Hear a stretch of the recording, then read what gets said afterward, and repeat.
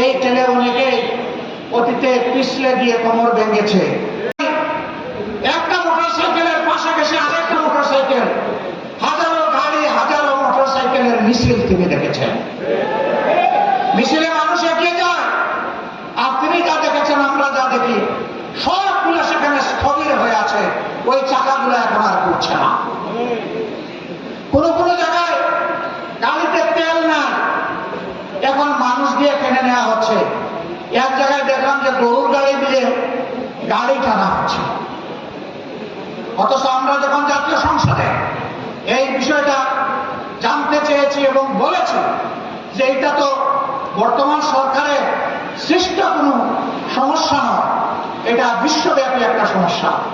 আমরাও এই সমস্যার নিরসনে অবদান রাখতে চাই। খোলামেলা আলোচনা করুন, সত্য কথা প্রকাশ করুন, সমস্যাগুলো তুলে ধরুন, আমরা সবাই মিলে সমাধান করব। না, তারা এটা শুনবেন না। তারা এমন ভাবে বিবৃতি দেন দাঁড়িয়ে, মনে হয় যেন বাংলাদেশ এখন তেলের উপরে ভাসছে।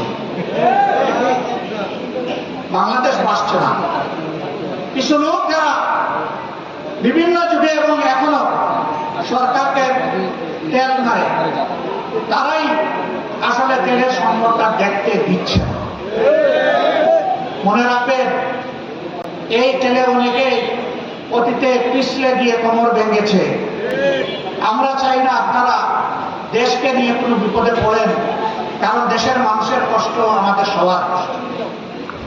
আমরা এটার আশু সমাধান চাই।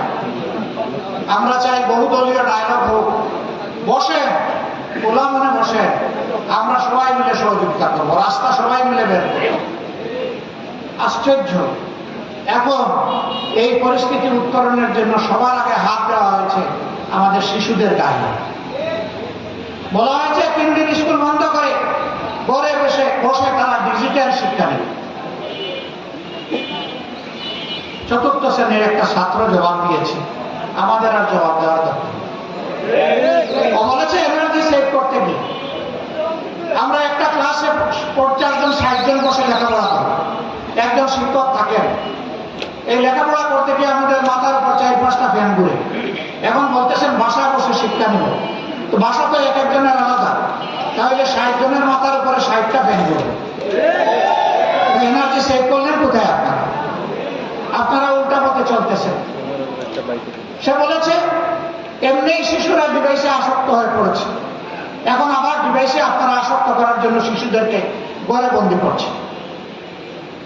এটা আমাদের ভবিষ্যৎ প্রজন্মকে ধ্বংস করার সামিল।